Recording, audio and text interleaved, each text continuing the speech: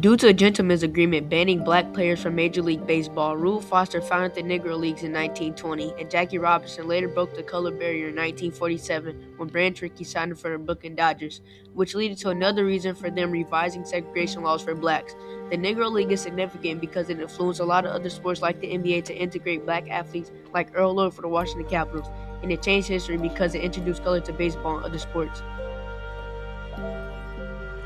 The MLB, one of, if not the most diverse sports leagues in the world, at one point was only white men. This was very sad, but colored men ended up finding a way to play baseball. The NNL, also known as the Negro League, was a black baseball league. The NNL had a problem though. They were broke. The MLB would get funding because they were all white. Rube Foster, the creator of black baseball himself, was rich. The other franchises were not.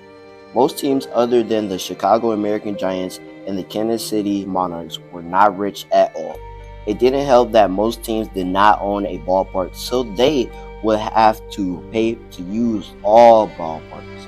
The thing is though, the baseball was amazing and accelerating with black baseball legends such as Josh Gibson, Cole Papa Bell, and even the great Jackie Robinson.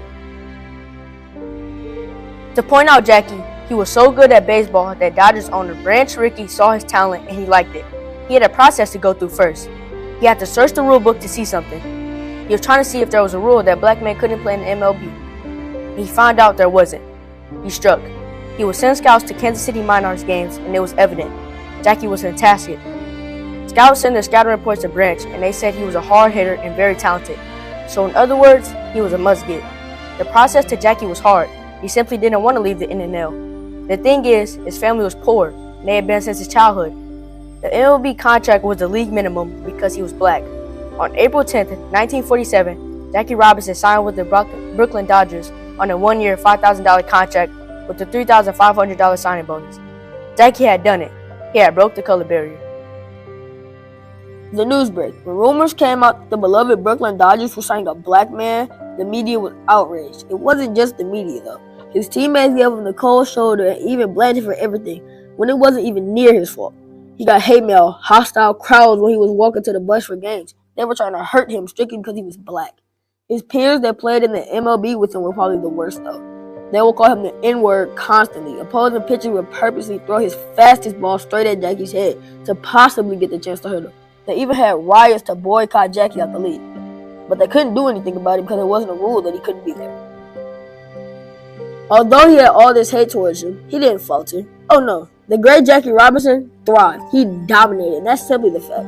He had 151 games played. His batting average was .297. He had 175 hits, 12 home runs. His RBI was 48. He had 74 walks, 29 stolen bases, 125 runs scored. Jackie was dominant, easily winning Rookie of the Year. And as a black man, he finished 5th in MVP voting. Over the next 5 or so years, more black men trickled into the MLB, eventually created the most diverse sports league we know and love. The teams eventually got over the racism, as in the first MLB draft, a black man was picked 2nd overall. As for the NNL, they lost their star player. The money and views just stopped coming. In the midst of the 60s and baseball exploding onto the scene, the NNL officially shut down operations.